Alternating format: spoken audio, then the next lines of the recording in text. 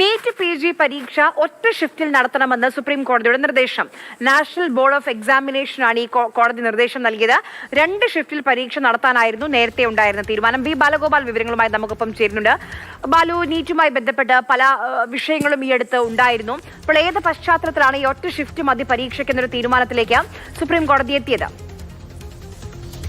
PG പരീക്ഷ 2 ഷിഫ്റ്റുകളായി നടത്തുന്നത് ഏകപക്ഷീയമാണെന്ന് വ്യക്തമാക്കിക്കൊണ്ടാണ് supreme കോടതിയുടെ സുപ്രധാനമായ ഈ ഉത്തരവ് ഉണ്ടായിരിക്കുന്നത്.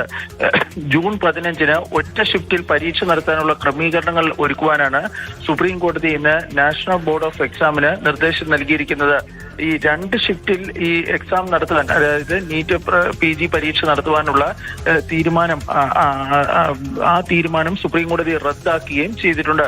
ഏതായാലും നിലവിൽ വിദ്യാർത്ഥികൾ ഇത് സംബന്ധിച്ചുള്ള തങ്ങളുടെ ആശങ്ക സുപ്രീം കോടതിയെ അറിയിച്ചിരുന്നു. ഇതിന്റെ അടിസ്ഥാനത്തിലാണ് സുപ്രീം കോടതിയുടെ സുപ്രധാനമായ ഈ ഉത്തരവ് ഇപ്പോൾ പുറത്തിറക്കിയിരിക്കുന്നത്. ജൂൺ 15-നാണ് ഒറ്റ ഷിഫ്റ്റിൽ ഇനി പരീക്ഷ നടത്താൻ വേണ്ടി പോകുന്നത്. ശരി ബാലു.